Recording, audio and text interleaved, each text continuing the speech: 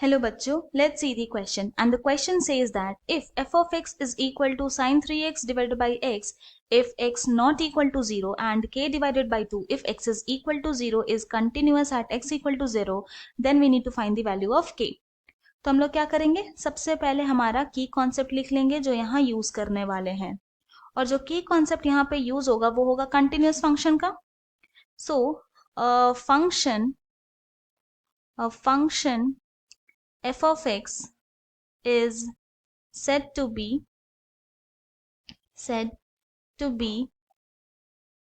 continuous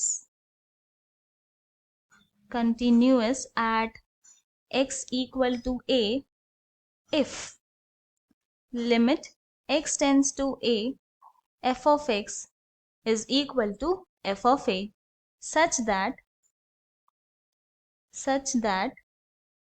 limit x tends to a f of x and f of a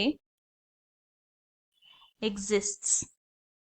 यानी कि एक function continuous तभी होगा x इक्वल टू ए पे जब limit x tends to a f of x equal to हो जाएगा f of a के, और यहाँ पे दोनों का वैल्यू एग्जिस्ट करना जरूरी है. नाउ हमें गिवन है कि फंक्शन जो है वो कंटिन्यूअस है एट x इक्वल टू 0 पे, तो यहाँ लिखेंगे if function f of x is continuous at x equal to 0, then ये अपना की कॉन्सेप्ट यूज करेंगे तो लिख सकते हैं यहाँ पे limit x tends to 0 f of x should be equal to f of 0. Now ये क्या है, लेफ्ट हैंड साइड जो है वो limiting x tends to 0 f of x है, तो यहाँ पे हम लोग फंक्शन क्या लेंगे, हम लोग यहाँ पे फर्स्ट वाला फंक्शन लेंगे. क्यों? क्योंकि क्या बोल रहे हैं यहाँ पे limit x tends to 0, equal to 0 नहीं है, टेंडिंग टू 0, तो वो फंक्शन लेंगे जब x नॉट इक्वल टू 0 होगा.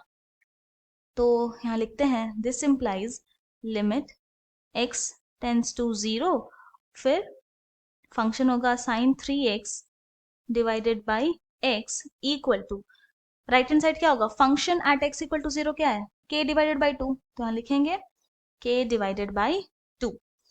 नाउ अब थोड़ा सा सिंप्लीफाई करते हैं लेफ्ट हैंड साइड में, तो इसको लिखते हैं लिमिट x टेंस टू 0. अब क्या करेंगे यहाँ पे तो साइन 3x लिख देते हैं डिवाइडेड बाई x है, तो यहाँ पे डिनोमिनेटर में अगर 3 से मल्टीप्लाई करेंगे तो न्यूमरेटर में भी 3 से मल्टीप्लाई करेंगे, and then this is equal to k divided by 2. तो अब क्या करते हैं, तो इसको इस तरह से भी लिख सकते हैं 3 multiplied by limit x tends to 0 sine 3x divided by 3x equal to k divided by 2.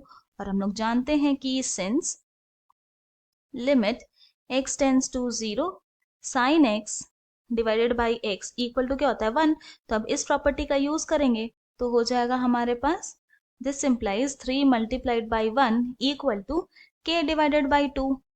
Now this implies, तो यहाँ से k का वैल्यू क्या हो गया 3 multiplied by 2 which is equal to हो गया 6.